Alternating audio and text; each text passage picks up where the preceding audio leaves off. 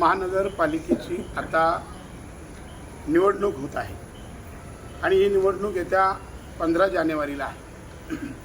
या निवडणुकीत योगायोग असा आहे की 14 तारखेला मकर संक्रांत आहे आणि 15ला निवडणूक आहे। 13 तारखेला आपला प्रचारच्या तोफा ज्या थंड होतात आणि या पनवेलमध्ये आपण ज्याला प्रगतशील पनवेल म्हणतो आणि या पनवेलमध्ये चालणारा जो काय भारतीय जनता पार्टीच्या ठराविक लोकांनी एकतर घोडेबाजार सुरू केलेला आहे आणि या सगळ्या विषयाच्या सांघिक दृष्टिकोनातून आज आपल्याला पत्रकारांच्या सोबतीने जनतेपर्यंत पोहोचायचं आहे। पनवेल महानगरपालिकेचा जो पहिला प्रश्न आहे तो प्रदूषणचा। आपण जर खारघर, तळोजे, कामोठे, खांदा कॉलनीची वसाहत, तिकडे नवीन पनवेल परिसरात आपण सकाळी अर्ली मॉर्निंगला जर वॉकिंग करायला गेलो तर एअर पोल्युशन आणि वॉटर पोल्युशन असे दोन प्रकार। तर एअर पोल्युशनने जवळपास हजारो जनतेच्या आपण जर चाचण्या केल्या तर आपल्याला दिसेल की आपल्या फुफ्फुसाला कितीपर्यंत त्रास झालेला आहे। तुम्ही जर इकड्या कसाडी रिव्हरच्या काठावर राहणारे जे गावं असतील तर त्यांच्या घरातले तांब्याचे हांडे आपण प्रत्यक्ष जाऊन बघा किती कालवटलेले आहेत, काळे पडलेले आहेत। म्हणजे हा एअर पोल्युशनचा एक फटका आहे। या कळंबोलीमध्ये ट्रॉफिकचा विषय आहे, पार्किंग ट्रॉफिक। जसं आपण जर पाहिलात की ज्या पद्धतीने जिथे हाऊसिंग 1000 घरं आहेत तर 2000 घरांची पार्किंग असावं लागते। चंदीगडला आपल्यापैकी जर कोण गेले असेल नसेल तर जाऊन या। चंदीगड सारख्या सिटीमध्ये सुसज्ज सिटी, सिडकोचाही प्लॅन आपल्याकडे बसलेला आहे आणि शिवाय आता महानगरपालिकेला तर काही करताच आलं नाही किंवा काही करू शकलेच नाही अशी परिस्थिती आहे। वाढीव मालमत्ता कर, आता प्रॉपर्टी टॅक्स आणि प्रॉपर्टी कार्ड याच्यातल्या जे दोन बाजू आहेत त्या लोकांना मांडता येत नाही। प्रॉपर्टी टॅक्स हा विषय वेगळा आहे आणि प्रॉपर्टी कार्ड तसं सिडकोने 90 वर्षाच्या घरांचा अग्रीमेंट केला होता, आता 60 वर आला, आता 60 वर्षावर आला, 60 वरून 30 वर येईल, 20 वर येईल। गरीब माणसांनी टॅक्स भरायचा आहे। आपण इथं सर्व कळंबोलीमध्ये जर 10% लोक जर सोडली तर 80% लोक, 90% लोक अशी आहेत की प्रॉपर्टी टॅक्स भरू शकत नाहीत। 15 ना 20 हजार रुपये त्यांना एका 500 फुटच्या स्क्वेअर फुटला घराला येतो। तोच नवी मुंबई गणेश नाईक साहेबांनी तिथेची 500 फुटाच्या घराला टॅक्स लावलंच नाही। किंवा गणेश नाईक साहेबांनी एवढं चांगलं केलं नवी मुंबईमध्ये की नवी मुंबई आपल्या जवळ आहे, पनवेलचा प्रॉपर्टी टॅक्स बघा, नवी मुंबईचा बघा आणि कल्याण डोंबिवलीमध्ये रवींद्र चव्हाण राहतात त्यांच्या इथला टॅक्स बघा।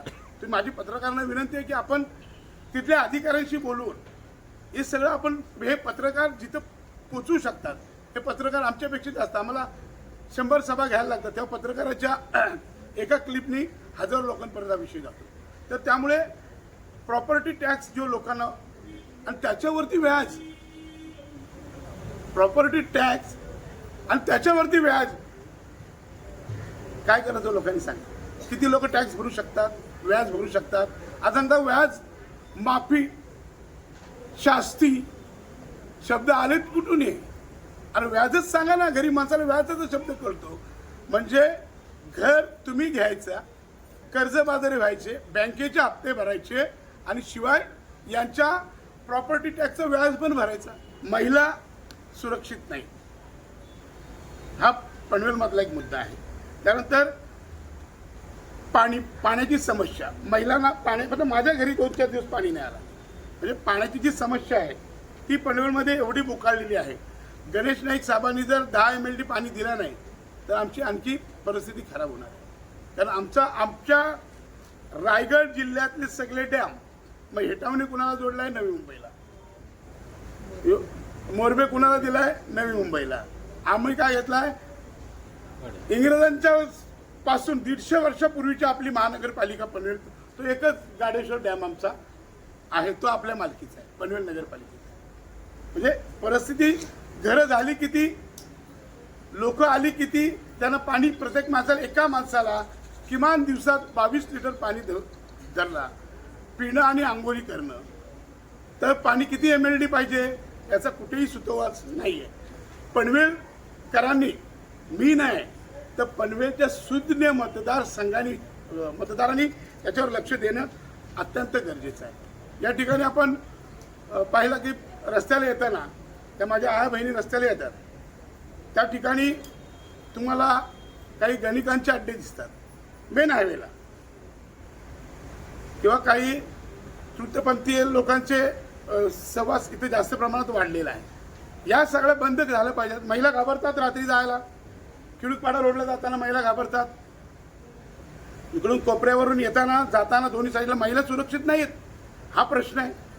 पनवेल महानगरपालिका झाल्यानंतर आज 5 वर्ष या ठिकाणी आपण पाहिलात तर प्रशासक आता 8 वर्ष आहे, 5 वर्ष तिथं पुढारी होतो, आम्ही होतो सगळे. पण या 8 वर्षात पनवेलकरांचा आर्थिक तोटा काय झाला तर त्याच्यातलं उत्तम उदाहरण एक देतो. आपण सगळे सुज्ञ पत्रकार आहात. बस दाब, जे बस स्टॉप आहे, बस दाब, एकाची किंमत 28 लाख रुपये अधिक लागली. 28 लाखात RCC घर होतं की नाही सांगा, स्वतःनी बांधलं तर. मग 28 लाख रुपये कशाला लावलेत? त्याची किंमत आहे 8 लाख रुपये, ते 8.5 लाख. उलट मला त्यांनी तो टेंडर द्यावा, मी त्यांना 8 लाखात जेवढे आणखी पाहिजे तेवढे अधिक बांधून देतो. माझ्या वयाच्या 55 वर्ष आता मला झाली, पण राजकारणात मला 35-40 वर्षात मी कधीही रायगडकर विकल्या गेलेलं मी पाहिलं नाही. पण आता अशी पोलिसांकडून दमदे, एवढे गुन्हे आहेत, तुला असे करू, तुला पैशाची आम्ही करोडोचा रुपयाचा घोडेबाजार झाला. या घोडेबाजारामध्ये काय झालं की तुम्ही लोकशाहीचा गळा घोटा. आता मला व्यक्तिगत मानणारी जी लोक आहेत, त्यात शाळकरी आहेत, टाळकरी आहेत, वारकरी आहेत, मालकरी आहेत, सगळ्या समाजाची लोक. मी सगळ्या समाजात बघा, इथे बघा, ते सगळे राष्ट्रीय नेत्यांचा मी छोटासा त्यांच्या चरणाची धूल आहे. आणि त्या सगळं जी लोक आहेत ती आपल्याला सगळे लाईक करणारे आहेत, मानणारी आहेत. आणि म्हणून मी स्पेसिफिक जातीचा विचार कधीच केला नाही. मी बहुजन वर्गाच्या सोबतच राहिलेले आहे. पण त्यांचे सगळेच सण असतील.